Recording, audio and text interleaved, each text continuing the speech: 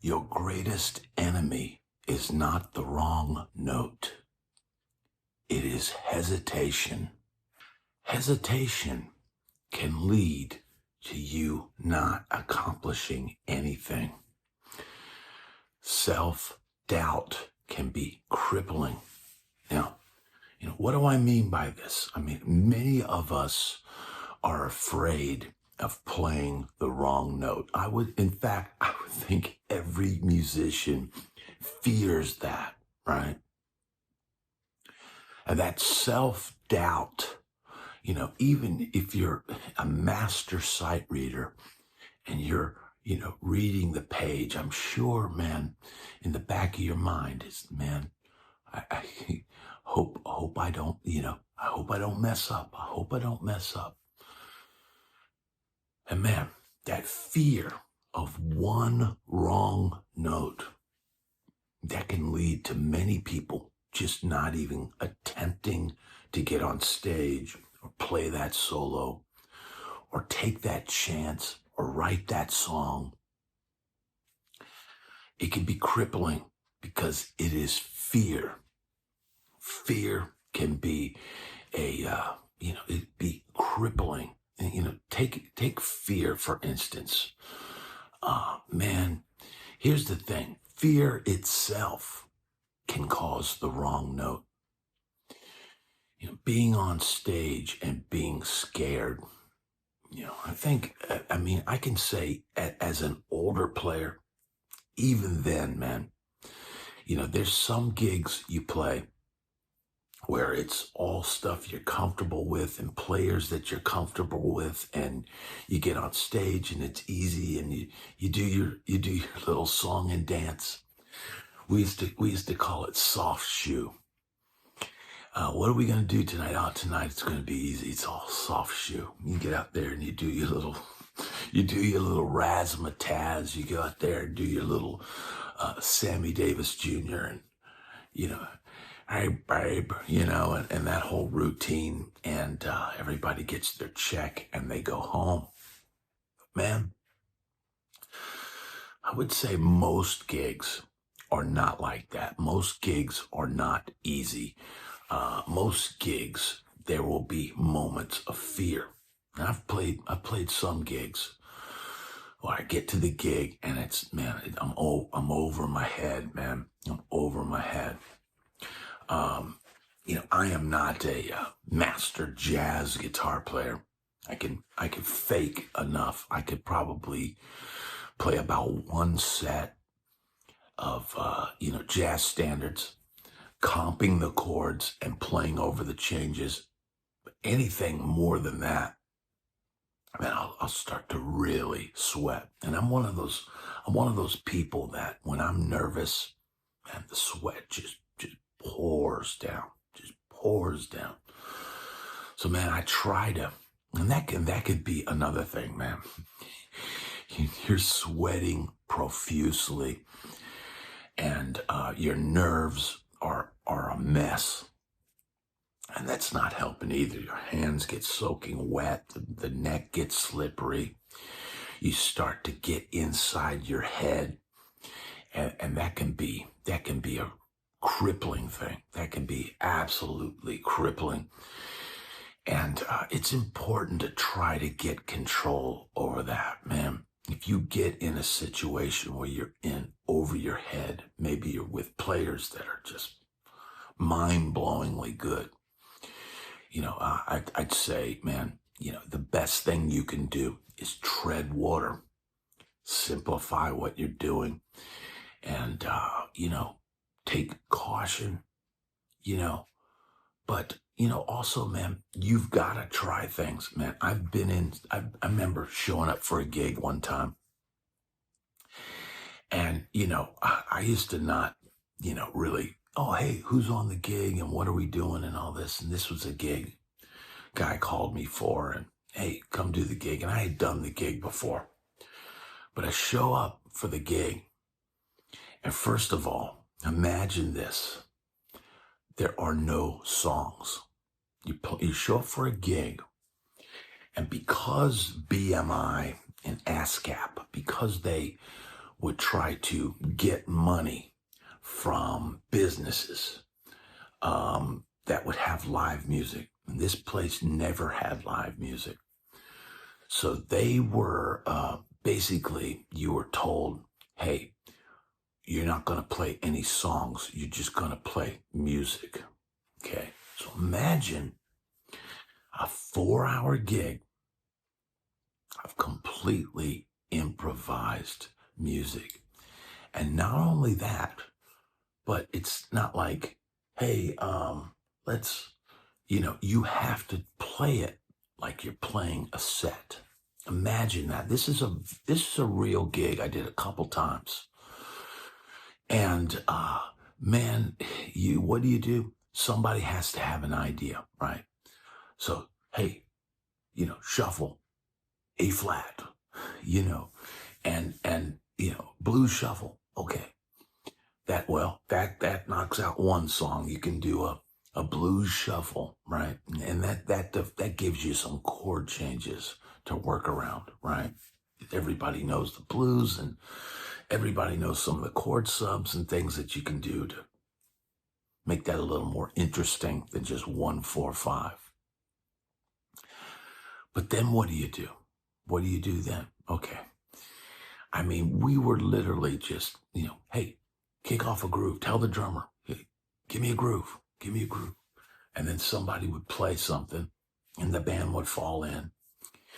And if there was a sax player or something, they would play ahead. I mean, look, this is the prime example of your greatest enemy is not the wrong note, it's hesitation. Because there was a crowd. We were playing for an outdoor crowd and doing, 4 sets of music, completely improvised. And there was no time, to be fearful of the wrong note, because there was no wrong notes. I remember the last time I did this gig, not only was it going to be completely improvised, I get to the gig and there's 2 other guitar players. In fact, there's so many people on stage that I didn't even have a place on stage. I didn't want to be up there crammed like this. So I set up off of stage left, right? Just to try to find a place. So I'm literally standing next to the stage on stage left. And the other guitar player, another guitar player, is standing, to the left of me. And I think the band leader on that gig, I think his idea was it's going to be some kind of guitar battle.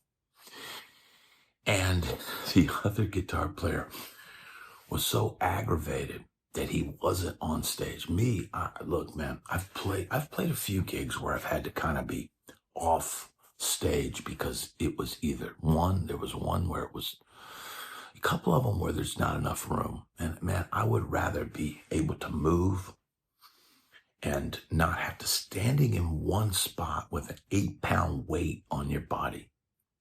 And that can be painful because you can't shift your weight. I like to be able to shift my weight, lean back, forward, shift legs, all of that stuff, horse stance, karate stance. And you can't do that. You can't do that when you can only have this much room for your feet. Your feet have to stand like this the whole gig, man. That could be really, really painful. So the other guitar player to my left, he was not happy about not being on stage. I'm like, man, for me, it's like, dude, as long as I get paid, I don't care where I stand on stage. I don't need to be the center of attention. I don't have to be, in a position like that. And, the other guitar player was the eldest of us. And he was a really interesting guy. He had written a very popular Blue-Eyed Soul hit song way back in the day. He was a really interesting guy. And he was the kind of guy that literally would go around and he had a pocket full of medication, literally just like a handful. And he'd go, "Oh, are you tired? Are you in pain? Are you?" He'd just go, "Here, have this." He was a one of a kind dude, cool guy, man. But yeah, he's no longer with us anymore.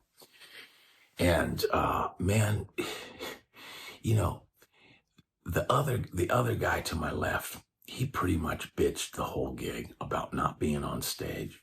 Me, I just, I was like, okay, I'm in the middle of two other guitar players. This is improvised music.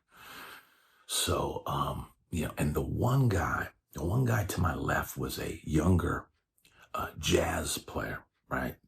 And the older guy was the guy that had written the Blue-Eyed Soul song.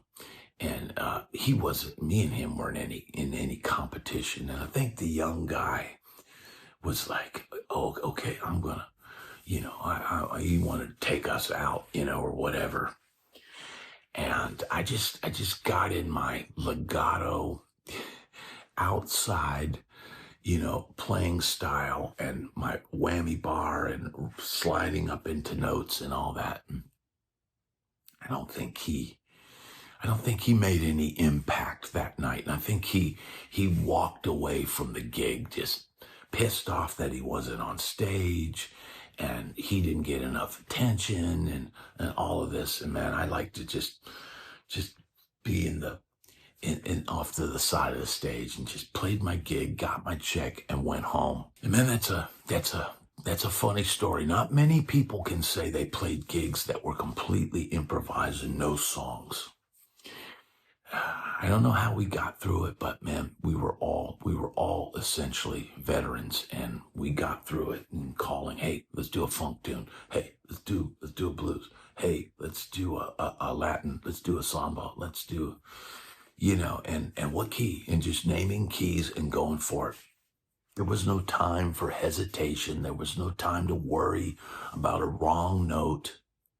It was just playing music. Remember those days. I don't know, man, I used to do it. I remember back in college, a bunch of us would, have a little refreshments and then go to the jam room and just make up stuff. Just come up the same way you would do it with a band, write riffs together.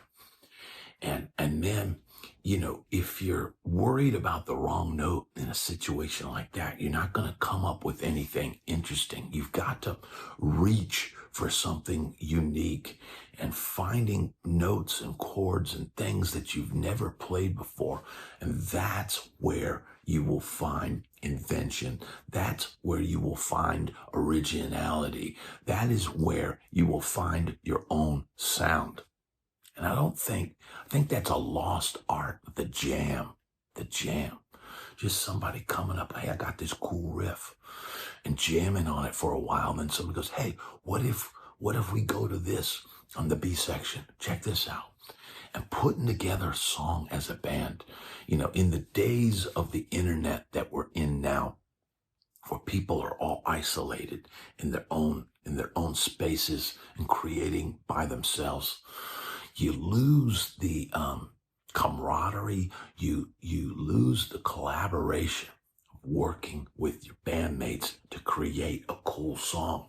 I cannot write drum parts as good as a drummer. If you're working with a great bass player, he's going to come up with his own cool ideas, and vice versa. And even your singer might come in and go, hey, wait, whoa, what was that? What was that? Play that again. Play that again. So, man, being able to not hesitate, freely create, cast out that fear, man, and let the ideas flow. It can lead to some of the greatest musical inventions of all time. Look,